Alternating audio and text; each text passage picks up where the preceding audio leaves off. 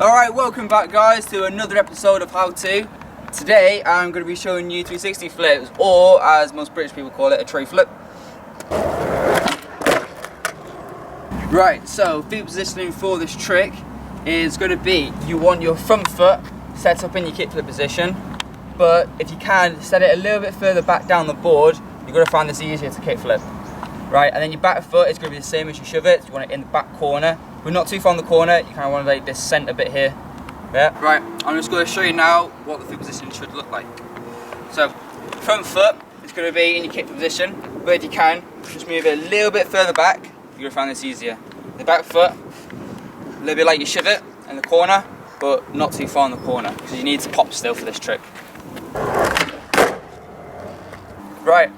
On explaining this trick for you, this is probably a little bit more advanced, but you know, you can still learn it pretty quickly.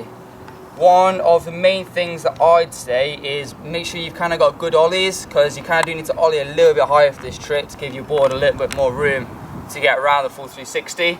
But as you're doing it, you just want to have a good pop, but you want to scoop it back as well. And then for your front foot, this is why I said move it back a little bit, because it's going to be spinning a lot quicker going this way. So moving your front foot backwards a little bit allows you to get the more of a flip on it, so you'll be able to flip a lot faster. But yeah, basically you just go to end up popping it like this, hitting it here, and you just go to a full 360 like that.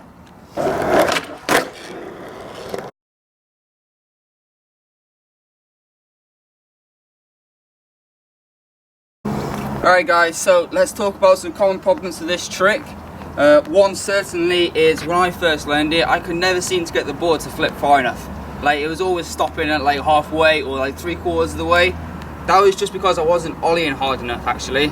I was just kind of putting too much effort into making it scoop, but it wasn't off the floor very much, and like it kind of just like roll on the floor a little bit. But yeah, so you got to remember to ollie nice and high to get the board to flip over.